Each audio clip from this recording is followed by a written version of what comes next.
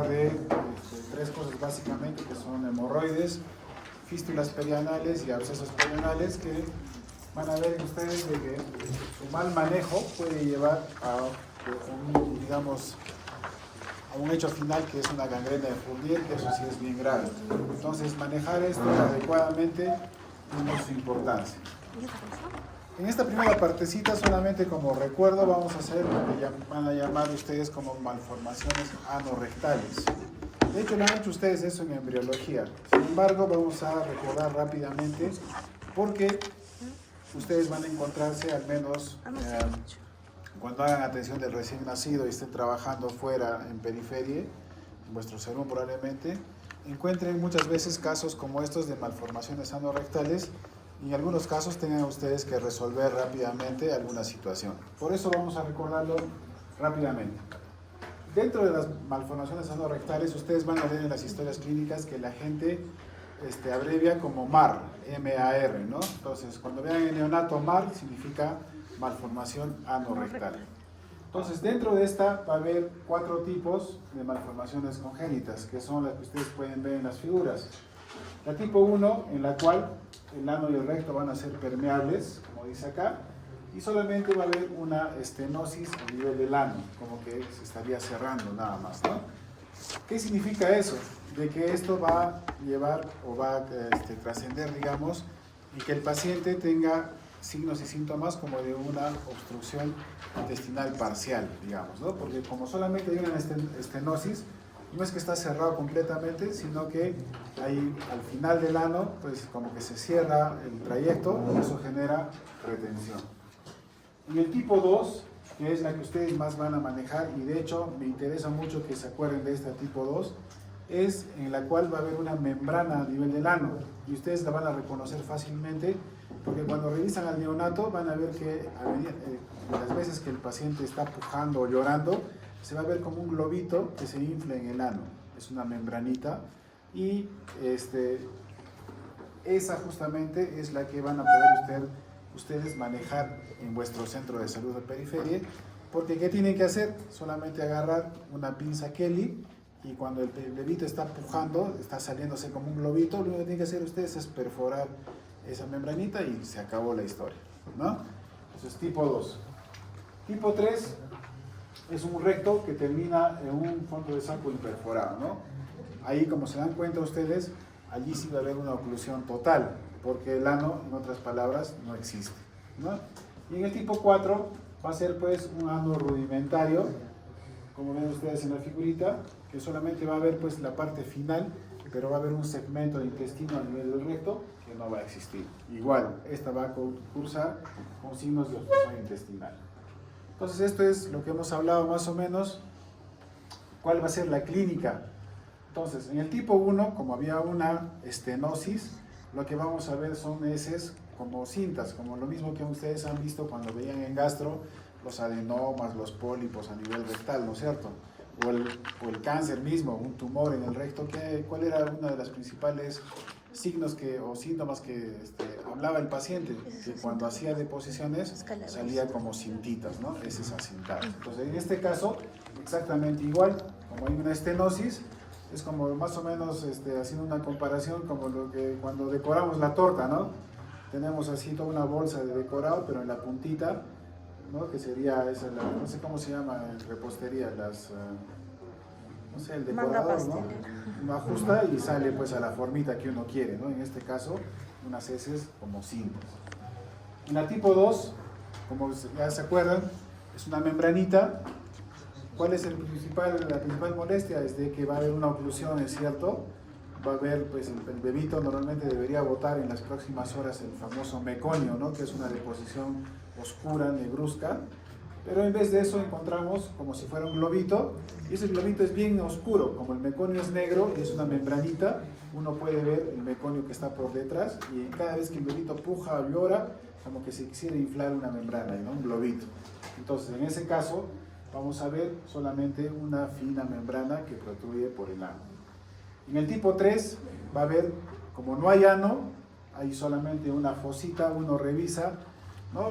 Puedes hacer incluso tacto, tratar de introducir el dedo y va a ser imposible obviamente, ¿no? porque no hay ano en este caso, en el tipo 3. Y en el tipo 4, el ano tiene un aspecto normal, pero no hay deposiciones. Entonces, ¿qué tienes que hacer? Igual, un tacto rectal, ¿no? Con el dedo meñique, ¿no? Pones vaselina, tratas de introducir el dedo y obviamente como hay un segmento de recto que no existe, pues tu dedo no va a poder pasar y no va a haber eliminación. Entonces, ¿qué hacer en cada caso? Como recuerdo, en el tipo 1, como es una estenosis, esos pacientes van a necesitar dilataciones, ¿no? O a veces cirugía plástica reconstructiva.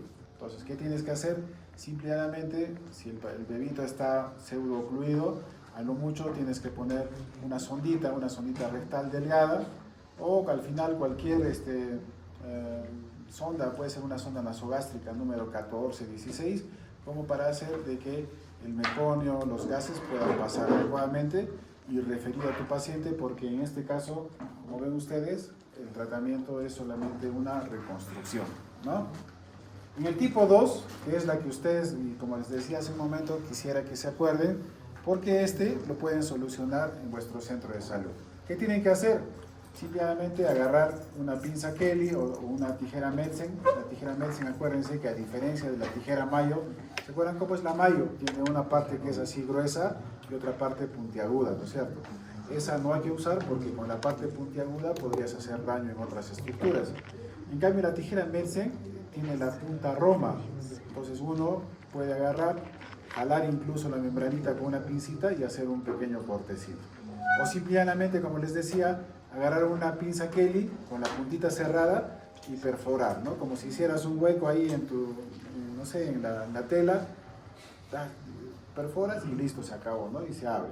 Incluso puedes recortar la membranita si es que se cuelga, puedes con una tijera Metzen jalar y recortar levemente como para que se quede abierto todo. Entonces la tipo 2 la van a poder manejar ustedes. La tipo 3 y la tipo 4, como son ya malformaciones, digamos, completas, en las cuales en una no hay ano y en otra no hay un segmento de recto, en ese caso sí al paciente no hay que hacerle nada más que manejarlo como si fuera una oclusión intestinal. ¿Y cómo se manejan las oclusiones intestinales? Lo vamos a ver en otra clase, pero adelantando un poquito, es que si estás ocluido, ¿qué vas a hacer? El paciente comienza a distenderse, obviamente, a tener náuseas, vómitos, etc., ¿no? Entonces, ¿qué hay que hacer? Ponerle una sonda nasogástrica para ayudar a que el paciente no se aspire y la sonda nos ayude a que esté saliendo todo el contenido intestinal, gases, líquidos, etcétera, etcétera. Y en ambos casos, pues lo que hay que hacer es referir inmediatamente, porque el paciente necesita en ambos casos una colostomía terminal, ¿no? Más o menos así es como se ve, miren, en un ano que está imperforado, que es el tipo 3. Esta es la membranita, mira, perdón, este es un tipo 3 también, pero cuando uno encuentra un tipo 3 como este, muchas veces el cuerpo lo que hace, incluso mientras que está pues como feto, ¿no? Comienza a buscar un trayecto hacia la vagina. Entonces es muy común tener, en el caso de mujeres, este tipo 3 de ano imperforado con fístula rectovaginal se llama. Como ven ustedes ahí, lo que está saliendo por la vagina es el meconio, esa deposición oscura, ¿no? ¿Qué hacemos en ambos casos? Pues lo que se hace es hacer colostomías, ¿no? Entonces el manejo es netamente quirúrgico de emergencia, ¿ya? Listo, eso era para recordar nada más un poquitito de biología cuando han hecho malformaciones anorrectales. Ahora, nos vamos a dedicar un poquito más a esta patología que sí es bien común, que son las famosas hemorroides. Entonces, lo primero que les van a preguntar los pacientes es, doctor, ¿y qué es una hemorroides, no? ¿Por qué me salen hemorroides? Tienen que acordarse y estar bien claros de que las hemorroides no son varices en el ano, ¿no es cierto?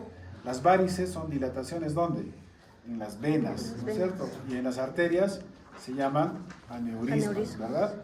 En cambio, en esta parte, lo que sucede es de que la parte distal de las arterias se encuentra con la parte inicial de las venas, ¿no? Como se acuerdan el dibujito del rojo y el azul que hacíamos en primaria, justo donde se encuentran, a eso se llaman plexos, que en este caso se van a llamar plexos hemorroidales.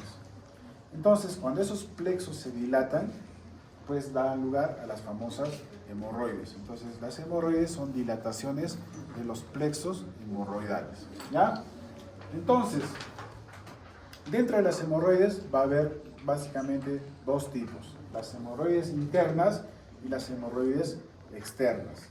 Las hemorroides internas, ¿se acuerdan de la línea dentada o línea pectínea?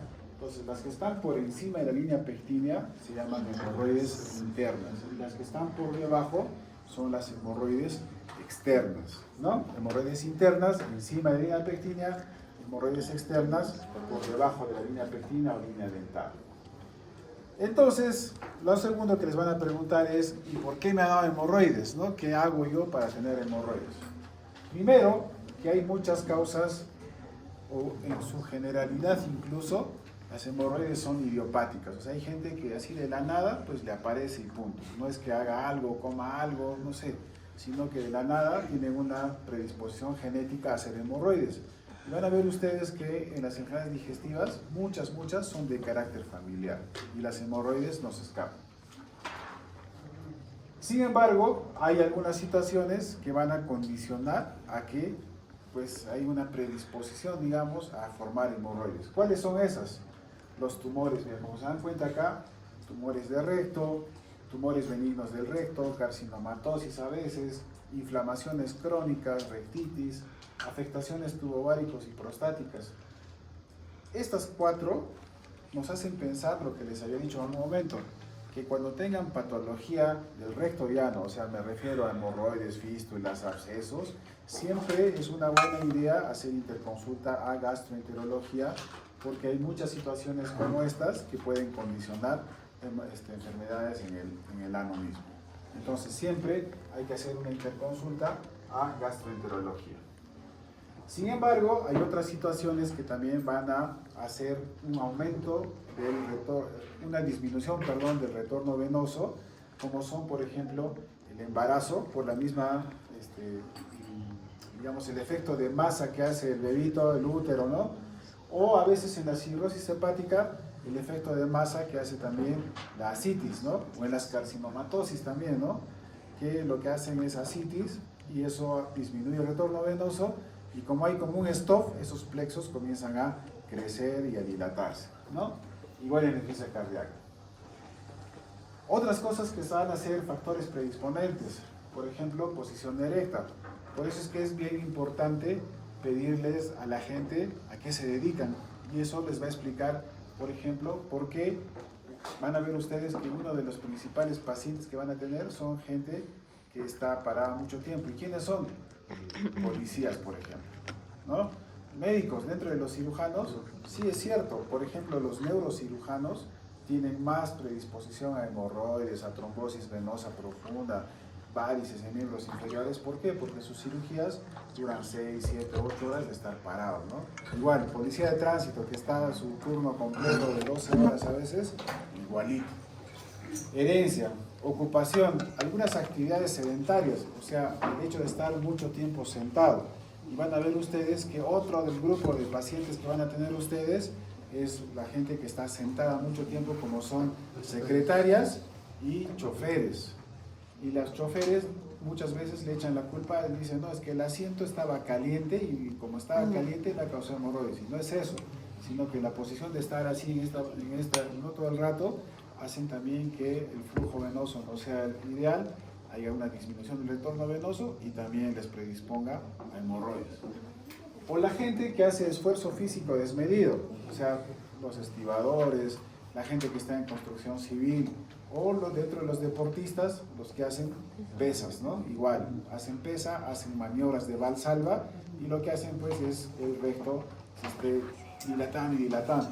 O la gente, como ven ustedes acá, que está constipada, o sea que tiene estreñimiento crónico, está puja y puja. O al contrario, esto lo van a ver mucho los que van a trabajar en clínicas así de extranjeros. Muchos extranjeros acaban con hemorroides por diarrea, porque hacen enfermedades digestivas, ¿no es cierto? Una intolerancia alimentaria, diarreas así brutales, 3, 4, 5, 6 días de diarrea, y de tanto pujar y de tanto defecar, acaban también en hemorroides. Entonces también, así igual que la constipación, también la diarrea puede predisponer a la formación de hemorroides. Igual, estos insuficiencia cardíaca que cursa muchas veces con ascitis, hipertensión portal, ¿no? Cirrosis, cáncer de hígado, etcétera, etcétera, también van a predisponer. Entonces, va a ser una enfermedad, como ven ustedes, ya sea por el embarazo, por tu trabajo, por X cosas, va a ser una enfermedad que afecta tanto a varones como a mujeres, especialmente en edad media, entre los 20 a 60 años. Algunas son asintomáticas, pero los síntomas van a depender mucho de la clasificación que estábamos hablando, entre internas y externas. Entonces ahí vienen algunas cositas que deben aprender, algunos términos que deben aprender. En las hemorroides externas, por lo general, va a pasar lo siguiente, ¿no? Como es una dilatación en el plexo venoso, la sangre entra y la sangre, en vez de discurrir como debería ser, entra en esa dilatación y como que hace un remolino, ¿no? Se arremolina ahí. ¿Y qué pasa cuando la sangre hace remolinos? A veces las mismas células chocan entre ellas en ese remolino y generan una reacción y generan trombos, ¿no? Entonces, a veces pasa que las hemorroides se van a trombosar. Entonces, se forma un trombo chiquitito y ahí van chocando el resto de glóbulos rojos y se va haciendo un trombo más grande y más grande y más grande, que se va a caracterizar porque va a ser muy doloroso y porque ustedes al examen van a ver la misma hemorroides, pero de un color oscuro, negruzco, ¿no? Entonces ahí van a ver ustedes que eso es una hemorroides trombosada, caracterizada por dolor intenso y una coloración azulada. Entonces el clásico paciente, así como cuando tú entrabas y el paciente con apendicitis entraba así todo dobladito, el paciente con hemorroides por lo general viene caminando así medio con las piernas abiertas, y cuando le dices, por favor siéntese, o sea, se va a sentar así a medio cachete de costadito y uno va a poder evidenciar pues al toque, tan solo viendo que su problema es a nivel del ano, ¿no? También puede pasar que como estos pacientes son estreñidos, las hemorroides están ahí todas dilatadas, cuando hacen deposiciones lo que hacen es, van a pasar pues heces que son duras, ¿no es cierto? Y como son duras, a veces pueden con el tiempo comenzar a desgarrar o a lacerar crónicamente, digamos, esa hemorroides que está dilatada y generar pues úlceras, ¿no? O a veces simplemente el prurito, o sea el escozor anal, es una expresión de las hemorroides, ¿no? Entonces, como son externas, sus signos y síntomas van a ser también externos, ¿no? Porque uno va a poder tocar, sentir, escocer, no sé, ¿no? Todo lo que va a generar la hemorroides. Sin embargo, las hemorroides internas también pueden sangrar, que esa es, digamos, la molestia más importante que tienen. Es el clásico paciente que te dice, ¿sabe qué, doctor? Soy estreñido y encima creo que tengo hemorroides porque después de limpiarme voy al baño, me limpio y siempre en el papel higiénico hay sangre, ¿no? Hay restitos de sangre. También puede prolapsarse. ¿Por qué? Porque se acordarán ustedes de que no solamente hay un plexo hemorroidal, sino hay normalmente 3 e incluso en algunos pacientes hasta 4 plexos hemorroidales. Entonces, cuando esos 4, al menos cuando se trata de hemorroides internas, se dilatan los 4 al mismo tiempo, los 4 van a salir y van a ver ustedes que va a suceder un prolapso. Pero no es un prolapso, perdón, un prolapso rectal propiamente dicho, sino solamente es un prolapso hemorroidal. ¿Cuál es la diferencia? Que ustedes en el prolapso rectal, ¿no? Hay ya una alteración del piso pélvico y todo eso, y muchas veces el paciente se va a asociar a ese prolapso que ustedes ven, se va a asociar con incontinencia fecal. Entonces te va a decir, algo me sale y encima la caquita se me sale todo el rato, ¿no? O no puedo contener o los gases se me salen sin que me dé cuenta. Entonces a eso se llama incontinencia anal o incontinencia fecal, ¿no es cierto? En cambio, en este problema de prolapso hemorroidal, va a prolapsar las hemorroides internas, es cierto, pero no va a haber ningún problema respecto a incontinencia. ¿Ya? Entonces digamos, clínicamente es algo que les va a ayudar mucho para diferenciar entre un prolapso hemorroidal simple, digamos, entre comillas simple, y un prolapso rectal, así ya con una alteración del piso de esa zona, ¿no es cierto?, de toda la estructura muscular que hay ahí, ¿ya? Igual puede trombosarse, igual se puede ulcerar, Pero esto, no se olviden, que esta clasificación de las hemorroides solamente es para las hemorroides internas, ¿ya? En los exámenes les hacen confundir mucho entre esta clasificación de externas e internas. Esta clasificación solamente se va a dar para las hemorroides internas. Entonces, dentro de los grados de hemorroides internas, va a haber 4 grados, ¿no? Grado 1, 2, 3 y 4 se caracterizan por lo siguiente. En el grado 1, como las hemorroides son internas y están arriba, la única molestia va a ser una sensación de masa o la hemorragia, ¿no? El sangradito que tienen después de ir a defecar, ¿no es cierto? El paciente te va a decir, me limpio y en el papel higiénico encuentro restitos de sangre. Entonces, la molestia es solamente, digamos, sintomática, nada más. En el tipo 2 o en el grado 2, va a ser el paciente que te va a decir, cuando defeco, o sea, tengo sangrado, me molesta, todo eso, y encima, cuando defeco, se sale una bolita, se sale algo por el ano. Pero dejo de defecar y se regresa a su sitio, solito. Grado 2. O sea, es la hemorroides que prolapsa, se sale y se regresa sin ayudas, así, automáticamente, diríamos. En el grado 3, es el paciente que te va a decir, tengo sangrado, me molesta, me fastidia, tengo una sensación de algo, ¿no? Y encima cuando defeco se me sale una masa, una bolsa ahí y me comienza a doler y yo he aprendido a regresarlo con mi dedo para adentro, o sea que necesita un retorno digital de esa masa, ¿no? Entonces el paciente ya sabe, ya agarra, se limpia y después él mismo se introduce la hemorroides para adentro. Grado 3. Y en el grado 4 es una hemorroides que se va a salir y ya no regresa con nada. Y obviamente el dolor, como se va a quedar como ahorcado, porque es una hemorroides interna, se va a quedar para afuera, va a comenzar a dilatarse, incomodar y a doler, y ya es imposible regresar hacia adentro. Ese es un grado 4. ¿Ya? Entonces no se olviden, los grados solamente son para las hemorroides internas, no para las hemorroides externas. Ambas se pueden trombosar, se pueden ulcerar, pueden picar, pueden sangrar, todo lo que tú quieras, todo igualito. Pero estos grados solamente son para hemorroides internas. Grado 1, solo sintomática. Grado 2, sale, pero se regresa solita. La grado 3, sale, pero el paciente la retorna digitalmente, manualmente. Y el tipo 4 es la que sale y ya no regresa a su sitio. ¿Ya? Listo. Entonces, más o menos así es lo que les quería mostrar. Por ejemplo, fíjense en esta, que acá están los 3 plexos hemorroidales. Miren, el hecho de que haya uno que está complicado no significa que los otros 2 no puedan tener hemorroides al mismo tiempo, ¿no? Como ven ustedes acá. Estos son úlceras. ¿Se dan cuenta?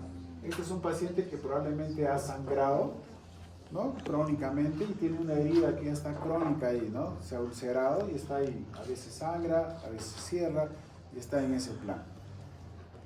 En este caso, una hemorroides trombosada, la característica más importante es que ustedes van a ver, no así rosadita como estas, ¿no? Sino van a ver un color así negruzco, ¿no? Azulado, oscuro, ¿no? Doloroso. Ustedes le tocan, ¿no? Tocan y como está turgente, está lleno de un coágulo, pues la palpación es muy dolorosa de la hemorroides. Es intocable prácticamente. Esta es una hemorroides externa, digamos, de las que responden a tratamiento médico todavía, ¿no? Está ahí, pero gran cosa no es, el tamaño incluso no fastidia. Acá hay 2 hemorroides, una que es más grandecita, otra más pequeñita, pero no está complicada, no hay heridas, no hay sangrado. Estas hemorroides son las que, como han visto ustedes en gastro, se pueden manejar tópicamente, con cremas, cambiando hábitos nutricionales, etcétera, que vamos a ver ahorita. Esta es la que les quería mostrar, un famoso prolapso hemorroidal. Van a ver ustedes de que la hemorroides ya se ha salido, todos los paquetitos de adentro se han salido, pero no se olviden, el prolapso hemorroidal, a diferencia del prolapso rectal, no cursa con incontinencia, ¿ya? Entonces, ¿cómo se diagnostica? Como siempre, hacer un buen examen físico, una buena historia, ¿no? El paciente te va a contar historia de estreñimiento, tal vez, actividades físicas de riesgo, etcétera, etcétera, ¿no es cierto? Después tienes que ponerlo al paciente en posición genupectoral, si es que quiere, ¿no? ¿Cómo es la posición genupectoral? Así como el maometano, ¿no es cierto? El musulmán que se agacha, esa es la posición genupectoral. Si es que quieren ponerlo en esa posición, chévere. A mí la verdad es de que echado nada más y un poquito levantando es más que suficiente, pero muchos evalúan de esa forma, ¿no? Siempre se pide al paciente que puje para que tú puedas ver no solamente hemorroides externas, sino también a veces hay hemorroides internas que prolapsan, ¿no? Como en el grado 3, y en el grado 4 o en el grado 2, ¿no es cierto? Uno puede ver ahí las hemorroides que prolapsan. Siempre es una buena idea hacer tacto rectal, ¿no? Cuando tengan patologías del recto y el ano, siempre es una buena idea hacer tacto porque uno puede encontrar tumoraciones, pólipos, adenomas, otras lesiones, ¿verdad? Siempre también los cirujanos coloproctólogos lo que hacen es una proctoscopía o una anoscopía. Hay, así como hay el endoscopio, el colonoscopio, que es con todo, hay otros que son más cortitos. Uno introduce suavemente con anestesia local, y uno puede ver hacia adentro del ano, ¿no? Entonces también se puede hacer. Pero, como les decía, siempre es una buena idea hacer interconsulta gastro, porque tiene que ir vuestro examen de la mano con una rectosigmoidoscopía. Porque, como han visto, se les ha explicado, hay muchos casos de cáncer de recto, tumores, adenomas, etcétera, que pueden condicionar la aparición de hemorroides. Entonces, ¿qué se hace en las hemorroides? El tratamiento va a depender, digamos, de qué tan complicado está. A veces, como han visto ustedes, hay hemorroides pequeñitas en las cuales uno puede manejar tan solo con tratamiento médico. Entonces, ¿qué hay que hacer? Primero, si el paciente es estreñido, ¿qué hay que hacer? Curar el estreñimiento, porque si no curas el estreñimiento, estás perdiendo el tiempo. Vas a sanar una, hasta vas a operar una, pero la otra va a aparecer y la otra va a aparecer, porque ya sabemos que hay 3 o hasta 4 plexos hemorroidales. Baños de asiento, que eso es lo que les van a preguntar mucho. Doctor, ¿puedo hacer baño con malva, con manzanilla?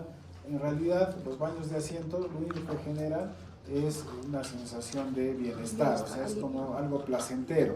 O sea, lo que te está doliendo, que te sientes en agüita tibia y que te relajes y todo chévere, es una cuestión más psicológica, pero, digamos, científicamente no tiene ninguna implicancia. Entonces, en otras palabras, si el paciente quiere hacerlo, no hay problema, que lo haga, pero que no entienda que eso le está curando las hemorroides, que eso le va a mejorar las hemorroides.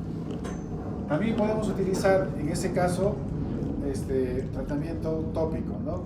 ¿Terminaste? Te falta, ya. Tratamiento tópico. ¿Y qué utilizamos? Normalmente corticoides, antiinflamatorios, ¿no es cierto? Y los corticoides en crema son buenos antiinflamatorios. Como duele, normalmente estas cremas antihemorroidales siempre vienen asociadas con lidocaína. Entonces ustedes van a encontrar hidrocortisona con lidocaína, dexametasona con lidocaína, betametasona con lidocaína, ¿no? Porque van a quitar el dolor, la molestia, pero también van a desinflamar. ¿Cómo se utiliza? Normalmente hay que ponerla de 3 a 4 veces al día durante por lo menos entre 5 a 7 días, promedio. Incluso, si ustedes van a ver las cajitas de cremas antihemorroidales, dentro del frasquito, abren ustedes la cajita todo, tiene incluso un aplicador, una puntita que uno saca la tapita, enrosca ese aplicador y uno le tiene que decir al paciente que lo mejor incluso es de que introduzca un poquito dentro del ano y que chisguetee o que suelte un poquito de la crema para que haga su efecto también hacia adentro. O si el paciente ya está acostumbrado a meterse el dedo para meterse la hemorroides, lo que hay que hacer es decirle introduce un poquito hasta adentro con un guante de la crema hacia adentro del ano para que también haga su efecto correspondiente. Entonces, en ese caso hacemos tratamiento médico. Sin embargo, hay casos en los cuales el tratamiento médico ya no va a dar y lo que hacemos es hacer un tratamiento quirúrgico. Entonces, acá quiero que se acuerden algún detallito. ¿Se acuerdan de la hemorroides trombosada? Lo que duele es pues, justamente ese trombo que se ha acumulado, ¿no? Que hay que removerlo, porque ¿qué puede pasar? ¿Por qué debemos operar las hemorroides lo más antes posible? Porque así como se formó un gran coágulo y se quedó ahí un trombo grande, también puede pasar de que un pedacito de ese trombo o cuando recién está formándose, dé vueltitas, vueltitas y brum, pase para el otro lado, hacia el sistema venoso, ¿no es cierto? Y ese coágulo chiquitito se va a ir para otro lado, va a ir viajando hasta que se va a impactar en otro vaso más chiquitito, ya sea arteria o vena, ¿y qué va a dar lugar? A una trombosis, pues, a una trombosis arterial o una trombosis venosa. Entonces es la causa de, en gente mayor, infartos en el corazón, isquemias mesentéricas, infartos en el cerebro, etcétera, etcétera, ¿no? Entonces por eso se debe operar. Entonces, cuando tienes un trombo así grande, lo que hay que hacer es removerlo. Entonces, una de las cosas que ustedes deben acordarse es que existe un término que se llama trombectomía. Entonces, ¿qué hacen? Muchas veces, ahí está la hemorroides así toda dilatada, toda negra, ¿no? Lleno de un trombo, y lo que hacen es agarrar un bisturí, normalmente un bisturí número 11, que es el que es en puntita, ¿no es cierto? Y agarras y le haces una pinchadita, digamos, a la hemorroides como para romperla y hacer que ese coágulo se salga. Y con eso el paciente se va a aliviar terriblemente, ¿no? Porque el coágulo se va a salir, que esa es la intención, de que el coágulo se salga. Sin embargo, hay que tener mucho cuidado cuando hagan trombectomías, porque ¿qué pasa? Cortas, sale el coágulo y como ya no hay coágulo, comienza a sangrar ya también. Entonces hay que tener cuidado. Entonces, ¿cuál es la recomendación? Si tú estás trabajando acá en el centro de salud de Saya, no te hagas bolas, mándalo al paciente al hospital. No le hagas trombectomía porque tienes el riesgo de que sangre mucho, ¿no es cierto? El corte es todo bacán, le pasa el dolor, pero comienza a sangrar y es un plexo grande, dilatado, que cuando sangra, sangra bien también, ¿no? Entonces puedes tener de un paciente con su hemorroides trombosada, puedes pasar a un paciente chocado, ¿no? De tanto sangrado. Entonces, valora si tiene sentido, por la distancia que tienes hacia el hospital, ¿no? Y de que lo manejen adecuadamente, valora si vale la pena o no hacer una trombectomía. Pero si estás lejos, estás, no sé, haciendo tu serum en el Bajo Urbamba y tienes un paciente con su hemorroides trombosada, doctor, muchas listo, gracias. Muchas gracias. ¿Ya? Entonces, si tú tienes una hemorroides trombosada así lejos y que el paciente está muy adolorido y todo el asunto, pues ahí sí tal vez valga la pena correr un poquito el riesgo de que le hagas trombectomía. Entonces, ¿cómo haces? Ya sabes, simplemente anestesia, poner ahí y va a sentir el paciente. Está con tanto dolor que lo único que tienes que hacer es abrir, que alguien te ayude, exponer bien y darle así como el torero que hace con el toro, igualito, ¿no? Con bisturí, un tajito nada más y ajustar y el trombo se va a salir. A eso se llama trombectomía. ¿Ya? Entonces ya saben cuándo hacerlo y cuándo tener cuidado. Pero ese no es el tratamiento, digamos, ya definitivo, porque tú cortas, sale el trombo, pero va a pasar probablemente unas horas y ese cortecito se vuelve a cerrar y tienes nuevamente la hemorroides. O sea, solamente es algo para la emergencia en realidad. El tratamiento definitivo para las hemorroides son las hemorroidectomías. Hay varias formas de hacer hemorroidectomías. Incluso, ¿han visto a ese paciente que tenía 3 hemorroides al mismo tiempo? Esos pacientes, por ejemplo, están indicados operarlos con láser. ¿Han visto alguna vez, los que han rotado, me imagino, han visto en cardiovascular?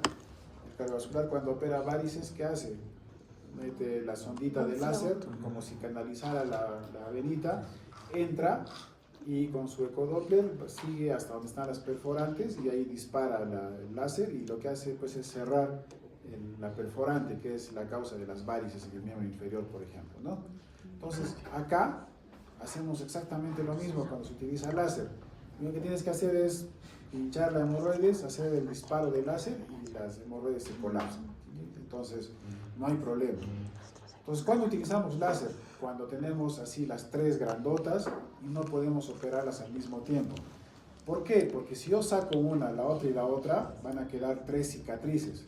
Y esas 3 cicatrices, al momento de cicatrizar, van a comenzar a retraerse y a formar que el ano se vuelva más chiquito. Entonces, el riesgo de operar 3 hemorroides al mismo tiempo es de que hagas estenosis en el ano. Entonces, por eso es de que hay otras técnicas como el láser, por ejemplo, que nos ayudan en ese caso. Pero eso es una cuestión ya de cirujanos, de aprender otras técnicas diferentes. Lo que yo quiero que aprendan acá son 2 cosas que siempre les van a preguntar. La hemorroidectomía quirúrgica y las ligaduras endoscópicas. De hecho, las ligaduras endoscópicas, ustedes me imagino que ya lo han visto en gastro también, porque es algo que los gastroenterólogos, en especial en hemorroides internas, también hacen. Meten su colonoscopio, chequean hemorroides y ellos tienen ahí como una pistolita que la meten por el costado, ¿no? Jala, ¿no? La aspira y ahí lanzan como un ganchito, como un pilimil, ¿cómo se llama? Un ganchito que se pone para el pelo exactamente igual, que es un material plástico que se cierra y lo que hace pues es ahorcar a la hemorroides, ¿no? La ahorca, la necrosa y la hemorroide se cae el ganchito también y listo, se acabó la historia. A eso se llama ligadura endoscópica, que lo hacen los gastroenterólogos, también los cirujanos cuando es necesario. Pero el tratamiento definitivo, el más completo, digamos, es remover todo ese plexo hemorroidal que ya está dilatado. A eso se llama hemorroidectomía. Entonces, acá quiero que se acuerden una cosa que es muy importante para el manejo del paciente. Ustedes entenderán que una herida en el ano es una herida que es pues recontra incómoda, ¿no es cierto? Una herida en la mano, no sé, en la frente, no sé, te cosen la cabeza, te pones tu gasita, tu gorrito, listo, en la mano, ¿no? Una bendita, cabestrillo y tranquilo. Pero en el ano, ¿qué hacemos? No hay forma de inmovilizar al ano, porque el paciente se levanta, camina, ya está moviendo el ano, ¿no? Está ahí, ¿no? Te sientas, el ano se estira, te echas, peor si vas al baño y defecas, de lo que está así cerradito, sale las heces y encima estos pacientes que tienen hemorroides ya sabemos que por lo general son estreñidos, entonces ¿qué sale? Una heces así gigante, dura, y el pobre ano de lo que está cerradito tiene que estirarse de este tamaño, imagínate con una o dos heridas ahí. Entonces eso es muy importante porque en base a eso se describieron estas dos técnicas, la técnica de Milligan-Morgan, que es la de técnica abierta, y la técnica de Ferguson, que es la técnica cerrada, ¿ya? Eso les van a preguntar en los exámenes. Técnica de Milligan-Morgan, técnica abierta, técnica de Ferguson, técnica cerrada. Entonces, ¿a qué se refiere eso? ¿Se acuerdan? Volviendo otra vez. Imagínate que tienes tu herida acá en el ano y defecas y se abre, ¿no? Entonces, en cada vez que tú vas a defecar o que te vas a mover, tu herida también se está estirando. Y peor si sale una super heces ahí toda dura y grande, pues muy probablemente tu sutura fracase. Entonces, muchas veces las heridas que están en el ano se abren nuevamente. Entonces, ¿qué es lo primero que hace el paciente? Ya meterlita, decir, no, se me ha abierto mi herida, seguro me ha operado mal y por eso se ha abierto, y etcétera, etcétera, etcétera. Entonces, por eso es que con el tiempo algunos cirujanos dijeron, si se va a abrir la herida, mejor la dejo abierta, pues, y esa es la técnica de Milligan-Morgan. En cambio otros, digamos en mi caso, prefiero cerrarla y explicarle al paciente, ¿sabe qué? Se lo voy a cerrar su herida, todo chévere, pero hay el riesgo de que esto suceda. Esa cuestión es importante conocerla porque ustedes, como médicos generales al inicio, van a recibir pacientes posoperados de hemorroides, o de fístulas, o de abscesos perianales, y son pacientes que son bien fregados porque obviamente hay que entenderlos. Es una herida en el ano que se abre, que se estira, que sangra, y encima a veces que tu sutura hace una dehiscencia, se abre completamente. Pues, ¿qué hay que hacer en ese caso? No hay que volverlo a coser, simplemente decir al paciente, tranquilo, eso va a cerrar poco a poco por segunda intención. ¿Se acuerdan? En otras palabras, la técnica de Ferguson es una técnica de primera intención, de cierre primario. En cambio, la técnica de Milligan-Morgan es una técnica de segunda intención, que tú lo dejas abiertito y que vaya cerrando poco a poco. ¿En cuánto tiempo? Hay gente que cierra en 3, 4 días, hay gente que 2 semanas, 3 semanas, 1 mes, 2 meses, 3 meses, hasta 6 meses. Entonces ya entenderán que ese paciente anda así pues, con la pierna en alto, con ganas de pegarle a cualquiera. Entonces ahí viene el médico que no diga, ay, sí te han operado mal, no, sino que va así y diga, no te preocupes, lo que pasa es que sucede esto, ¿no? Sabes que mira, tu ano está en una situación no adecuada, es un sitio húmedo, es contaminado, se estira y cada vez que defeca se abre y por eso es que muy probablemente se ha abierto tu herida. Entonces tranquilo, lo único que tienes que hacer es poder recuperarte, ¿no? Sanar poco a poco, que no va a pasar, pues, a veces no en 1 semana, sino en 2, 3, 4 semanas, como les decía. Otra cosa que hay que entender al respecto de esa situación es que la gente asocia mucho, ya, entonces como cuando hago caca me duele, cuando hago defeco me duele, entonces mejor no como y me quedo así porque así voy a defecar menos. Y eso es el peor error que comete un paciente. Entonces eso también es tarea de ustedes de que sepan orientar nutricionalmente al paciente. ¿Por qué? ¿Qué pasa? Primero, que cuando tú no comes psicológicamente y con el miedo mismo a defecar, ¿qué haces? Te estriñes más todavía. Entonces es peor. Segundo, que si dejas de comer, ¿qué pasa con el cuerpo? Reconoce como el cuerpo funciona en base a instintos, ¿no es cierto? Pues cuando tú no comes 2, 3, 4 días, ¿qué cosa piensa el cerebro? Que hay una sequía, hay una hambruna y que tengo que priorizar cosas más importantes. ¿Las mucosas son importantes? ¿La piel es importante? No. ¿Qué va a hacer el cuerpo? Va a comenzar a dedicarse al hígado, al riñón, al cerebro, ¿no? Darle todo el alimento, lo poco de alimento que puedas comer, se lo va a pasar a ellos y tu piel y mucosas va a quedar en segundo plano. Entonces, ¿qué vas a tener? Una cicatrización más retardada todavía, y más crónico, y más dolor, y más molesto. ¿Qué le tienes que decir al paciente? Que coma bien, que coma variado, pero sobre todo que coma fibra, ¿no es cierto? ¿Para qué? Para que no se estriña. Entonces le puedes dar fibra, no hay que darles laxante de entrada, porque si tú le das laxante, ese es otro error que cometen muchos. Allá como no haces deposiciones, te han operado de hemorroides, laxante, ¿no? ¿Qué pasa si tienes laxante? Ah, bacán, la primerita, chévere, pero estate con diarrea, a ver, con tu hemorroides y con diarrea y con tu corte ahí en el ano y ten 7, 8, 10, 15 veces diarrea, tampoco es la salida. Lo que hay que hacer es más bien ablandar las heces. ¿Y cómo se ablandan las heces? Con fibra, con fibra. Entonces puedes comenzar desde al disminuir los carbohidratos, disminuir papa, yuca, arroz, tallarines, más bien aumentar fibra, decirle al paciente que coma ensaladas frescas, que coma frutas con cáscara, ¿no es cierto? Las manzanas, los duraznos, o que el choclo no le estén pelando y no le estén sacando la naricita, ¿no? De la puntita, ¿no? del maicito, ¿no? Sino que más bien coma eso, ¿no? Le tienes que decir que puede comer frutos secos, ¿no? Ciruelas, higos, que son pura fibra, y que además tiene que tomar mucho líquido, ¿no? Por lo menos 1 litro en la mañana, otro litro en la tarde, aparte de lo que toma normalmente, ¿no? Para que sus heces sean lo más pastosas posibles y no le incomoden, ¿no? Entonces, fíjense lo importante que es conocer las técnicas para poder entender cómo va a evolucionar un paciente en los días próximos a su cirugía. Si algún día les operan de hemorroides, se van a dar cuenta que los 2, 3 primeros días son muy, muy cómodos. Entonces es importante que cuando el paciente te pregunte, ¿y cómo va a ser mi operación? Bueno, su operación va a ser así, le vamos a sacar la hemorroide, bla, bla, bla, bla. Pero ¿sabe qué? Acuérdese que así sinceramente vaya preparándose de que los 2, 3 primeros días va a ser incómodo. Entonces el paciente ya no te va a estar fregando diciendo, ay, me han operado mal, que esto, que me habrán hecho, nada, ¿no? Sino que simplemente es la evolución normal de una cirugía en el ano, ¿ya? Entonces, acuérdense bien, la trombectomía, que es cortar nada más, cortar, hacerle un huequito a la hemorroides para sacar la hemorroides trombosada. No se olviden que eso hay que tener mucho cuidado porque puede sangrar mucho. Entonces, si estás cerca a un hospital o a 1 hora, no sé, una cosa al que el paciente pueda llegar, ¿qué tienes que hacer? Ponerle un buen analgésico, ¿no? Y mandarlo al hospital. Pero si estás lejos, córtale, ya córtate el riesgo, ¿no? El tratamiento es la hemorroidectomía, es sacar la hemorroides. 2 técnicas, la técnica abierta, la milia, y la técnica cerrada, la ferrus. Ya saben cómo hay que manejar al paciente los días después.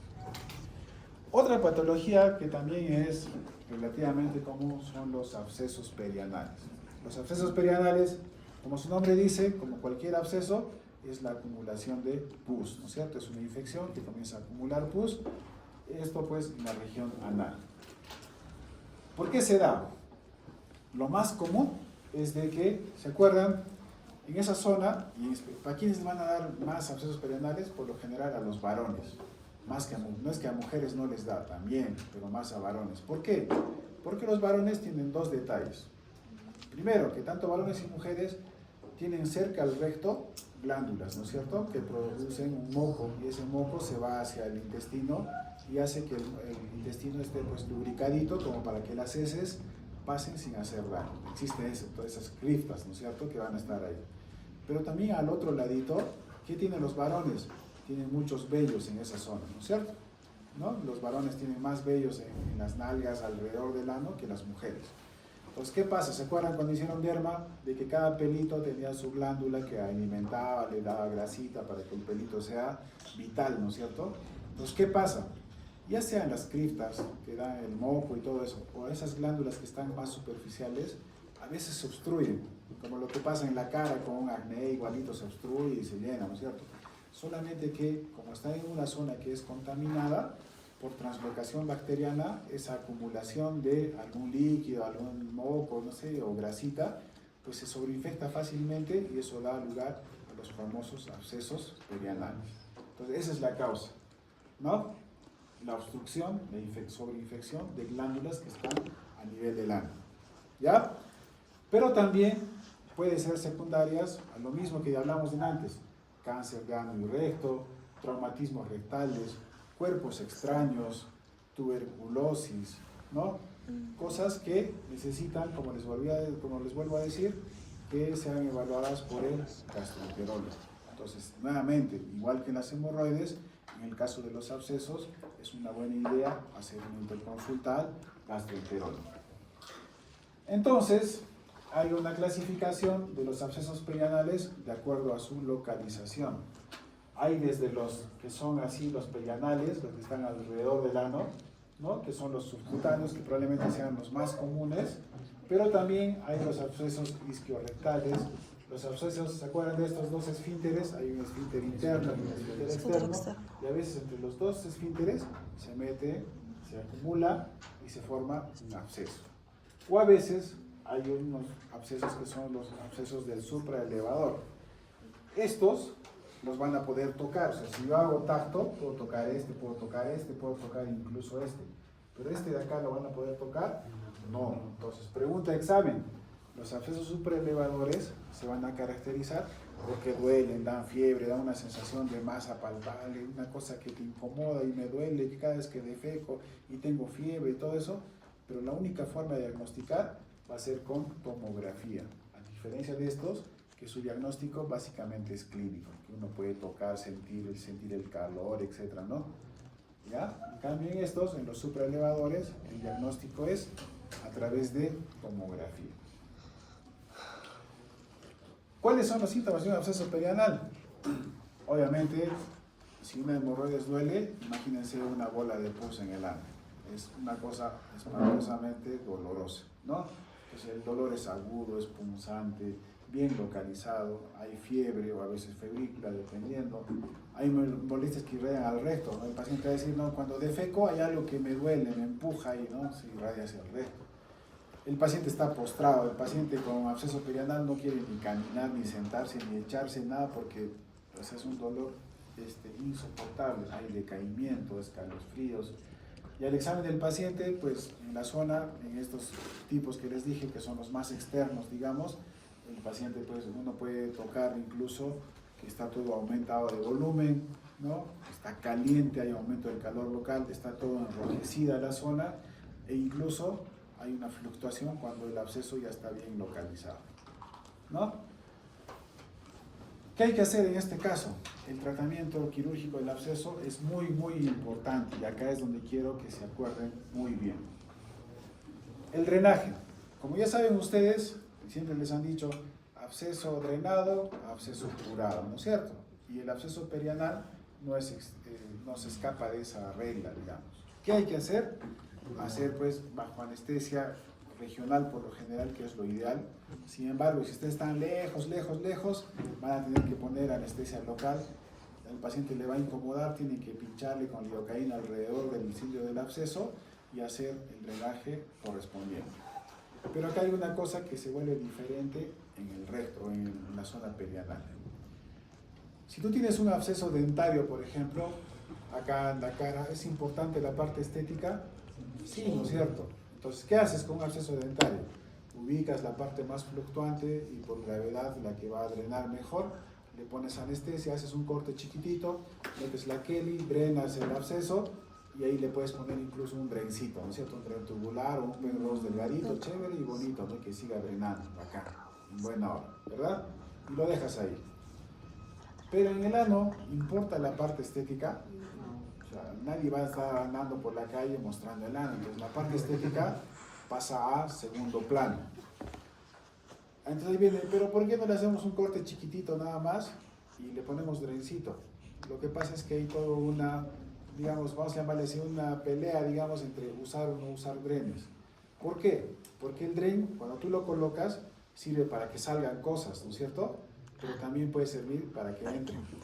¿Y qué pasa si está al lado del ano? Que a veces el paciente defeca, se ensucia su dren y está sanando y a través se están metiendo gérmenes, ¿no? Incluso suciedad, ¿no? A veces las mismas heces a través del dren se vuelven a meter. Entonces es como un círculo vicioso. Entonces hay mucha gente que dice, no, mejor en el ano no utilices dren, porque puedes generar una infección crónica de un círculo vicioso, ¿no? Entre que drena el absceso, pero también hace entrar gérmenes y materia fecal muchas veces, y vas a cronificar tu absceso. Entonces, lo que corresponde en el absceso perianal es hacer una debridación amplia. Entonces, ¿qué tienes que hacer? No solamente hacer un corte así rectito, sino hacer un corte en X, en cruz, como quieran llamar. ¿Y de qué tamañito? Por lo menos un así, de unos 2 centímetros más o menos, ¿no? De unos 2 centímetros. Justo ahora, el otro día hemos drenado, tienes grupo con ellos, ¿no es cierto? Ya te voy a pasar ahorita una foto, justo de un paciente que hemos visto ahorita, para que vean cómo es